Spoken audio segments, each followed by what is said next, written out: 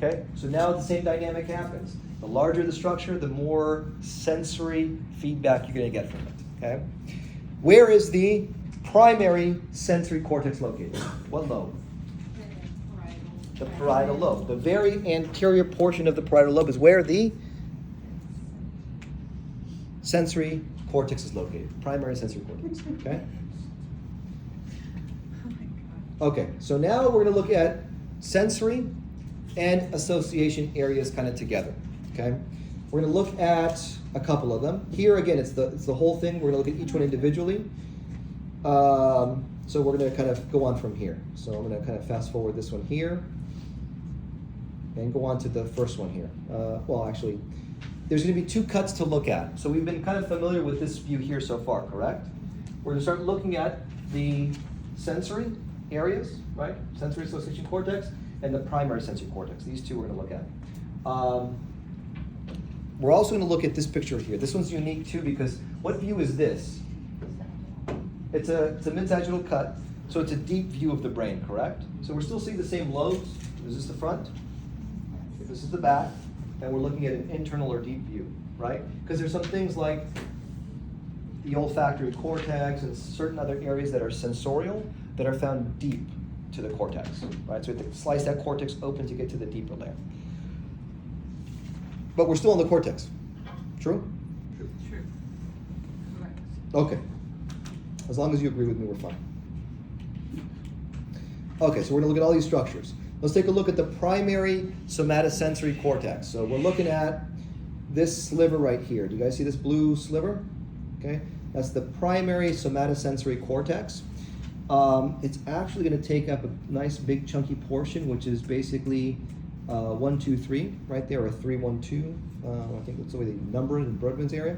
But in any case, the significance to this of the primary somatosensory cortex is what? The big things to just be aware of is it gives me some spatial, what'd you say?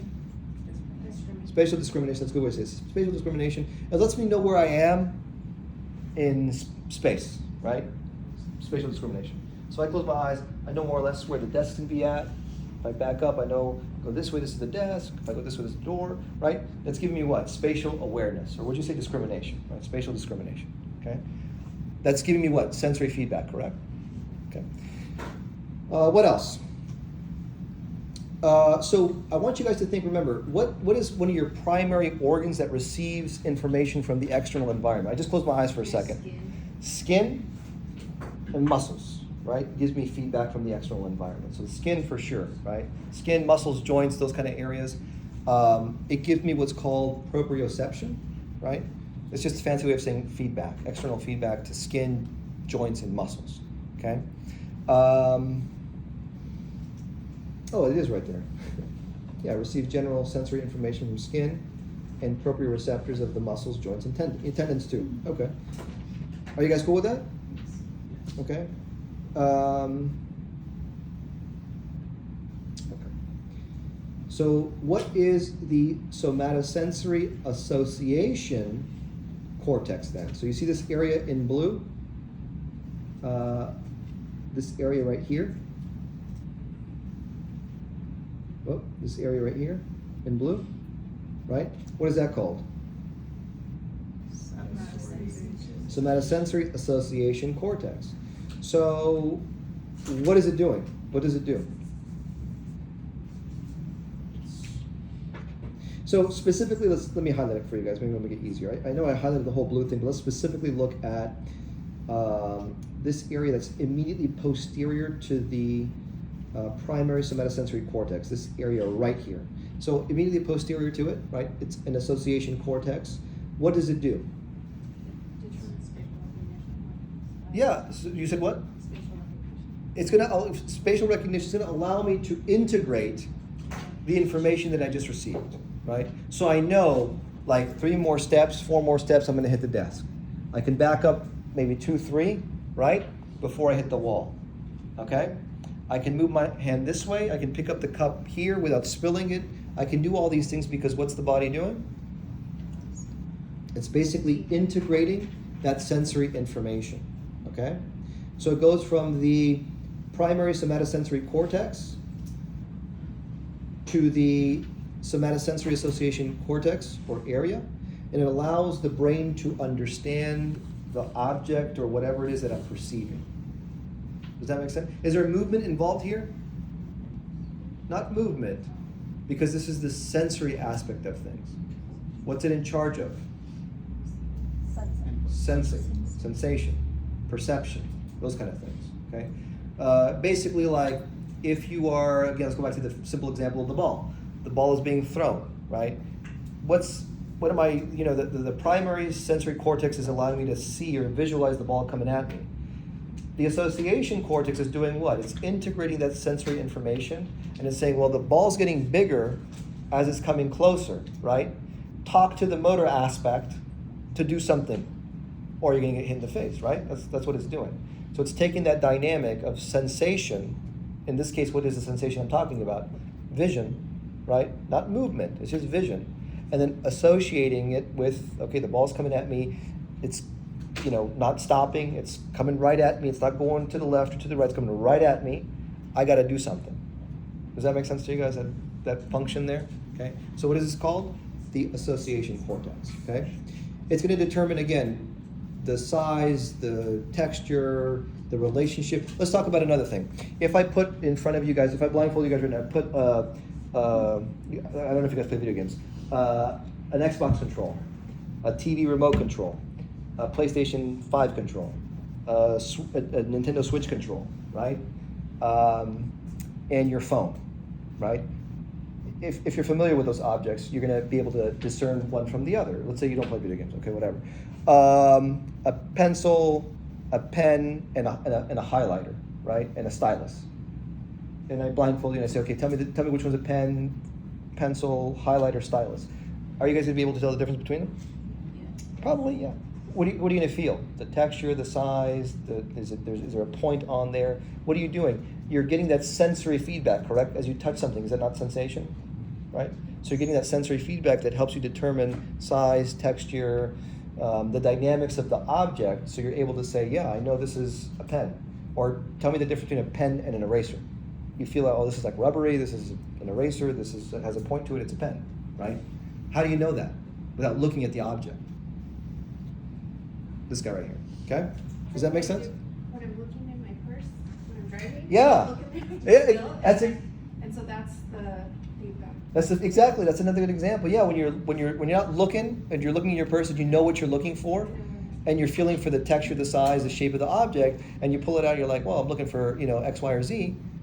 How do you know what that is? It's this guy right here. It's the association cortex, because you know already the size of or shape of whatever it is you're looking for. You know, like the size and shape of tweezers, or lip balm, or chapstick, or your keys, or a phone. You know what those things feel like, right? Because we've seen skin. You guys remember skin? We have a lot of receptors on skin, correct? A lot. So they're giving you feedback about many things within the external environment. Perfect example. Make sense? Okay? Okay, the visual areas. So when we talk about visual areas, what are we looking at here? Visual. So let's take a look at this area right here. We're looking at the primary visual cortex, which is kind of interesting because you see the very end of this area right here. What area of the brain am I at with the primary visual cortex? The occipital lobe. So should you know that real quick? Should you know the lobe and the area that you're in? 100%. You got to know it. So here when we're looking at the primary visual area, the primary visual cortex is located on what lobe?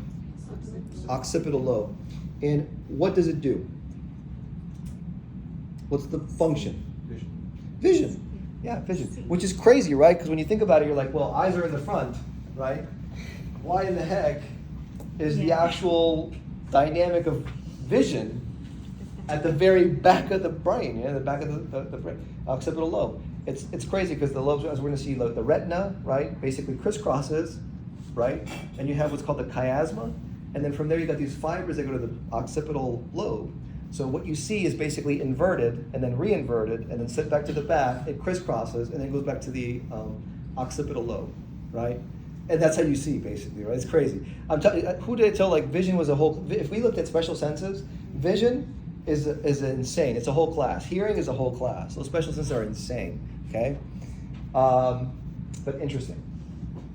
But anyway, where do I see? How do I see from where? From what lobe? Occipital. What is that cortex called? Primary visual. Yeah, the primary visual cortex. You guys see that? So do you think on the quiz it'll say that? Who knows, right? You guys follow though, right? So what's next? We have what's called the visual association area. Okay, so what does that mean? Do you guys see the blue that surrounds it in this area here? You guys see that? That's the visual association area. It surrounds the primary visual cortex. So again, are we dealing with movement? No. We saw movement already, correct? It's frontal. Okay. Now we're dealing with the actual sensation. Here we're dealing with association. So what do you think this is in charge of? Interpreting what you're seeing. Yes, very good. It's allowing you to interpret what you're seeing. It's using past visual experiences to interpret what you're seeing. Going back to that example of the ball. Ball's coming at you. You're interpreting that signal. The ball's coming at me. I've seen this before. If I don't catch it, it hits me, right? I understand that dynamic, okay? I think I was traumatized with balls hitting my face or something like that. It's hardcore. It's hardcore. It's going to use past visual experiences to basically determine size, texture, the dynamics of whatever's coming at you. It sounded weird as I was saying it. Couldn't agree more. I know. Ball's going to get you in the face.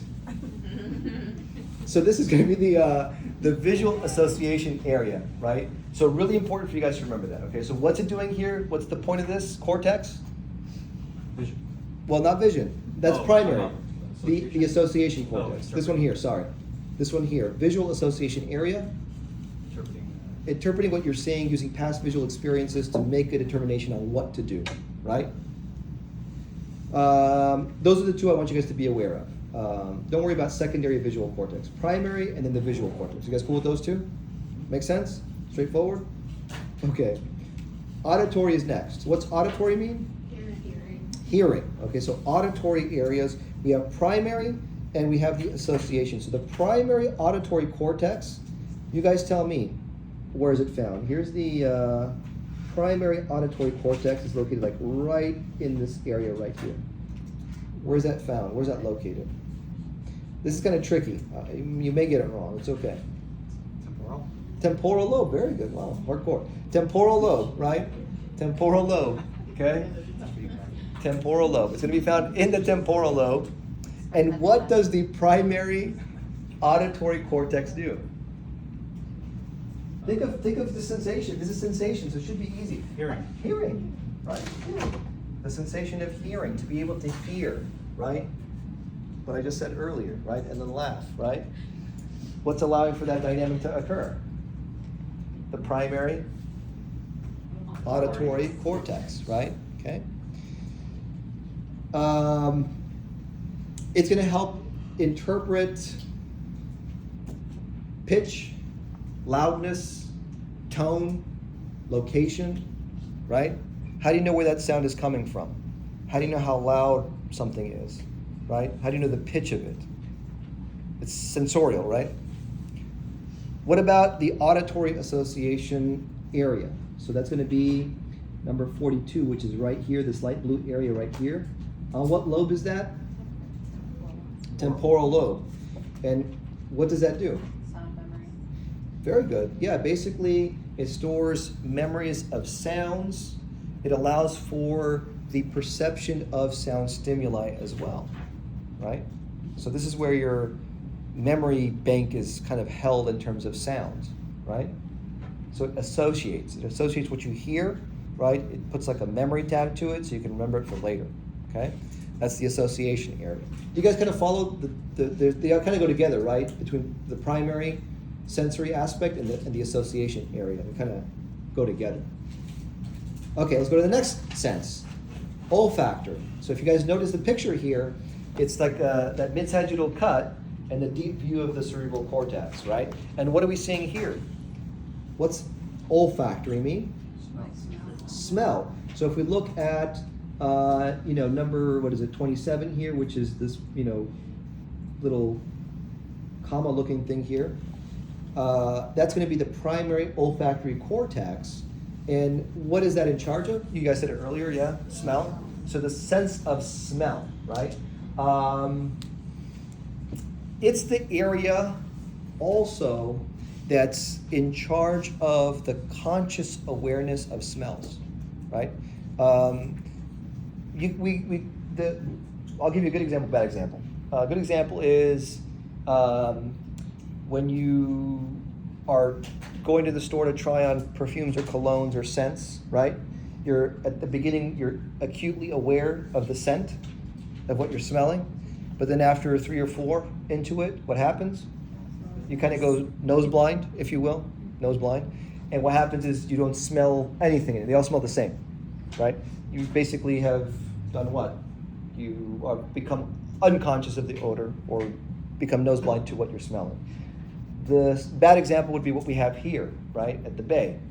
We're at the bay, it smells bad sometimes, right? But what happens after a little while? You get used to it and you kind of forget about it. So but if you're in a nice room like this, for example, for a little while, and you go back outside, what happens? You become acutely aware that it smells bad outside. So the conscious awareness of odors or smells comes from where? Or is interpreted by where? From the olfactory cortex, okay?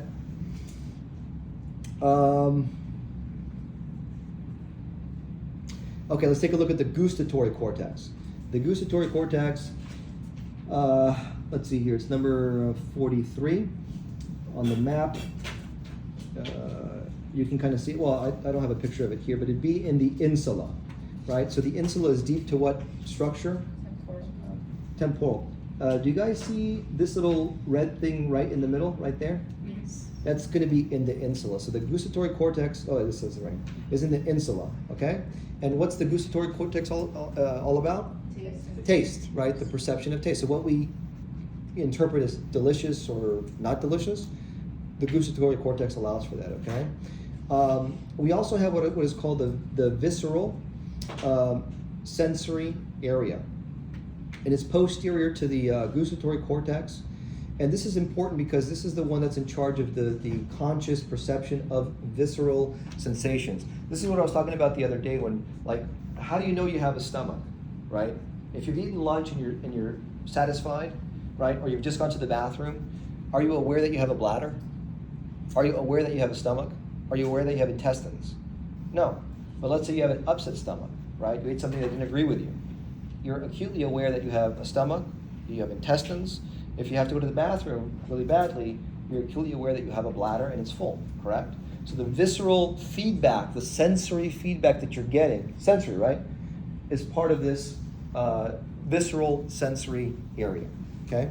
It's different than the gustatory, by the way. I'm just giving you guys two in one slide here, okay? So the gustatory is all about what? Taste, okay? Where do you interpret taste, by the way? Your tongue, right? Tongue, okay? But it's interpreted where? In the brain. Where in the brain? In the insula, right? Where's the insula? What lobe? Temporal lobe. Okay, you guys go with that? Okay. Okay. The next one up is called the multimodal association cortex. So we're kind of done with the sensory aspect of things. Now we're going to look at the pink. So you see the pink part of it here on this slide, and then this area here, the pink part. We're looking at the multimodal association areas, and what they do is they basically receive input from multiple sensory areas, and they send the output to multiple areas, essentially. So it basically means that it's going to allow for information to be received. It's going to store it in memory. It's going to tie it to previous experiences. It's going to decide on the action. So let's give an example. Basically, like all your sensations that you get from your sensory organs. Let's say like you listen to like some nice music, right? Or you listen to your favorite song with your significant other. What happens? There's an emotion that's tied to that song now, correct? So when you hear the song, what happens? You feel happy. Now there's a breakup. You're no longer with that person. You hear that song, what happens? You feel sad, right? Same thing with cooking and eating. You eat something that's delicious, you tie it to memory. When I was little, I ate chocolate chip cookies. I love chocolate chip cookies now, right? So what do you like to eat? When you smell the cookies baking, you want to eat. Oh, you know what I had? I thought it was chocolate chip. It was raisin, right? Ugh, who makes raisin cookies? Why raisin? But I don't like raisin, right? So you're tying it to memory, right? Those kind of dynamics. Does that make sense? Like the sensations that you feel, they get tied to memory. And then you can bring up those memories back again when you see, when you hear, when you touch, when you smell, when you taste. You guys follow? That's all part of what? The multimodal association cortex. And you have multiple things like that happening. Yeah, you go out on a date, you had a good time, you had whatever, dinner together, you went home, you cooked together, you know what I mean? You do these kind of things. Memories get formed, right? Memories get formed. That's the multimodal association cortex, okay? Okay, the prefrontal cortex, the last cortex here, okay? This one's pretty crazy. It's all you guys see this one here? All this that you're seeing is the prefrontal. The name prefrontal means what? Before the frontal. The frontal was all the red that we talked about before, correct? So now this is all the prefrontal cortex. So the prefrontal cortex is dealing with what? From basically this area right here, around here, this whole thing right here, this whole area, okay? So what's it in charge of? You don't have to know the specifics of each one of these, yeah? That's too hardcore. Just in general, right? Tell me what the prefrontal cortex kind of does or is in charge of. Okay, let's kind of break it down because there's a lot. I know it looks like a lot of things. It's the most complicated cortical region, by the way. So I'm not expecting you guys to know a lot of this stuff because there's a lot of information. The thing I want you guys to just to be aware of is that this is the area that's in charge of like recall, right? Specifically with recall, with intellect, with cognition, with understanding abstract ideas, judgment. Basically, your personality lies here, right? And this is interesting to note because who we are, right? We're kind of unique, yeah? Like we're all unique. We're similar in terms of our anatomy, but in terms of our personalities, we're all a little different, correct? Because we have different experiences, right? Even siblings, right? They grew up in the same household, same parents, same dynamic. You can have people that are complete opposites from each other, right? A lot of times that's the case, right? So what makes you you? The prefrontal cortex. This is where your personality basically lies. And the interesting thing here is the development of this, in part, comes from the feedback of your social environment as well. So do friends influence as well here? So where are we most vulnerable during this time? Our teenage years, right? So that's why parents always freak out about who's going where with what and who and all this kind of stuff because teenagers are still developing this area, and even up to our early 20s, we're still developing this prefrontal cortex, which is why many times when people get married very young, right, or when they start dating at a young age, maybe late teens to early 20s, and now they're in their late 20s, early 30s, they're many times a different person than they were early on in their lives, and a lot of times those people aren't, I'm not saying all the time, just Wow. it's not compatible. What, revelation? I didn't know that weeks ago. You're like, you're so pessimistic. Say it again. I told them that like 3 weeks ago. They told me to shut up. Oh, really? we'll talk about that later. Yeah. Absolutely different conversation. We'll talk about that later. Yeah. You're 26. But we change. We change as we get older. Early 20s, we're one person, or teens, early 20s. About 22, 23, then we start kind of not solidifying who we are as an individual. So that can change sometimes. I'm not saying it's exclusive to say, you know what, that's it. If you got together with someone at 18, it's guaranteed divorce at 25, right? That's not an excuse. I'm just saying things kind of change. But do understand that our personality is found here, right? All these things here, right? So think about it for a second. Back in the day, we're going to say like this, up to the late 60s, I think the early 70s in psychiatry, because psychiatry is pretty new, they would actually do on patients that were schizophrenic, right? What would they do on them? They would do a lobotomy, right? What's a lobotomy? What's a lobotomy? What's a lobotomy?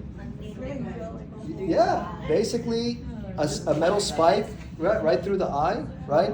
Or through the nasal cavity up here, right? What are they hitting? Not the frontal. The prefrontal cortex. So the patient that was schizophrenic all over the place, right? You basically do what to the brain? Remember I said the brain is like Jello. So you're putting a metal spike into the brain. What are you doing to the brain? you're damaging it, right? So what is the person no longer going to do? Anything, right? They're going to be what? A vegetable. They're going to be very docile, very, they're going to look, hey, we fixed them, look at that. They're model patient, right? But you've destroyed the individual, right? But they don't do that anymore, right? But they were doing that up to the 70s, right? Not too long ago, right? That was psychiatry. It's like, okay, you're schizophrenic, get the spike, let's knock it out, right? Done. Check that out. Because that's where personality is found. So that's kind of interesting. And again, the interesting thing to note here as well, aside from psychiatry, sometimes some patients get a stroke, right? It kind of changes almost like the dynamics of the individual, the wiring of the person, and they're sometimes different after the stroke. Whereas once they were once passive and kind of quiet, now they're more aggressive and more assertive, right? I had a student like that a couple years ago here. She was youngish, she was like in her 40s, and she actually suffered a stroke. And she was one type of personality or person before, and she was a different person after the stroke, right? Which is interesting. She actually got a divorce, right, afterwards, because she was not compatible with her husband. I don't know if that was an excuse or not, but that was.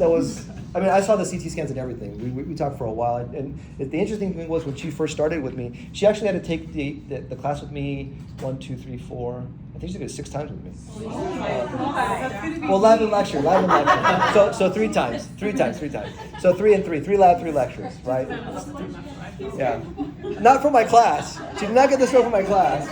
This was before. But I know it's real because I saw that, and then I saw her personality. She was not able to speak or articulate correctly, but I told her, like, you got to do physical therapy, really important. She was like Navy. They're like, oh, they didn't tell me I needed it. I'm like, no, physical therapy, got to do physical therapy. Yeah. And what happened? I saw the progression from day 1 till the end. She was able to articulate and talk fully. Was she smarter? She's like, divorced. She did, yeah. She got an A at the end. Of course, she got an A. 6 times later. Well, 3 times. But she really didn't understand anything in the beginning. She was kind of like, figuring it out. Second time she was a little bit better. I think she got a B the second time, but she was like, I want to get an A. So I was like, whatever. Whatever. And then she did it again. I was like, all right. Yeah, it was a long time. I was like, oh my God, You're back. You're back. I was like, you're freaking me out because this is the 3rd time. I don't know what you're doing. Hopefully you're okay. Dr. Khan. I know. It was crazy. He's also see on to us. Hopefully not, no. I'm not going to ask anything about this one. The last thing to keep in mind here, we're almost done. We got a few more slides. Before 9, we'll be done. We have the parieto-occipital temporal area, which is the combination, if you guys notice, of temporal, occipital, and parietal. One region here, it's Wernicke's area. Wernicke's area is really important because it plays a role in basically recognizing faces, understanding patterns, those kind of things. And then specifically about Wernicke's area that you see here, that's the dotted lines, basically in this area. It's usually on the left lobe.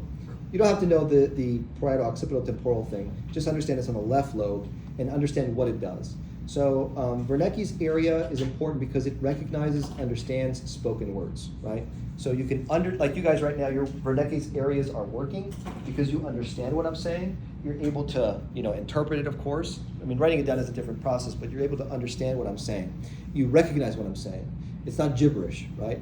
If you had damage to this area, you'd have what would be called fluent aphasia, right? So what's fluent aphasia? The person, can kind of like connect words, but the words don't have meaning. So they'll talk, but they don't have any meaning because this area is damaged, right? So this area that doesn't understand where to put the words. So they can talk about like butterfly car, door jam, brain talking to the table. So they're words, right? They're words, but they don't make sense into the context of what I'm saying, Would that right? be like if it's in a different language or? Sometimes some people actually they actually can they've had studies or cases where the person has like a stroke once again, and they end up speaking like French or Italian or some other language that they've never heard, or they can play like the piano or something like that that they've never played before, the violin. There's a lot of cases, not a lot of cases, but there's cases of that happening, where something gets, like I said before, things get turned on and off, right? Most commonly, like I said, personality changes with certain diseases, that can happen, with strokes that can happen. Skill sets can appear and then disappear as well. Yeah, for sure. So this is Wernicke's area. And I think that's the last one. fMRI just shows you how it's lit up. This is CT scan. Let's see, limbic. The limbic association area, I think there might be a question on this one, just understanding what the limbic area is. Do you guys see this area right here, down at the bottom? That's the limbic. What's the main job of this guy right here? Again, really in charge of memories, okay? Establishing memories. This one is really important for having a well-balanced person, meaning someone that's able to cope with the environment, with environmental demands, being able to prioritize, being able to kind of get through a stressful situation, right? So like you guys, right? You guys are put in this situation where you have to figure out how to schedule yourselves, give time to study, understand the limits to what you can do with your time, dedicate your time to other things in your life, right?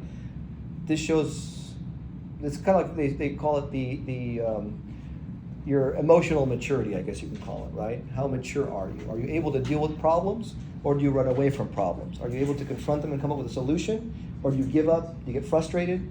And this relates to relationships as well, correct? Because you have people that can, okay, we had an argument, can we work through it? Or are we just going to yell at each other all day and just kind of like get mad at each other? So what's the situation here, right? What are we dealing with, okay? So this is the dynamic here of the limbic association area. Good? No? As good as you'll be? Good? Not too bad, right? It's not that hardcore. I said hardcore, but it's not that bad, right? It's not too bad. Do you know what the crazy thing is? How much did we dive into the brain? 2 to 4 millimeters, right? That's the crazy part. All this stuff is happening where? Not the whole cerebrum. We just looked at what part? We just looked at the cortex. We just looked at 2 millimeters, right? Half of your fingernail. That's what we looked at, okay? We still got the rest, okay? You guys ready? Ready to do part 2 tonight? No, Saturday. I'm just kidding. All right, have yourselves a great night. I'll see you guys, unfortunately, Saturday.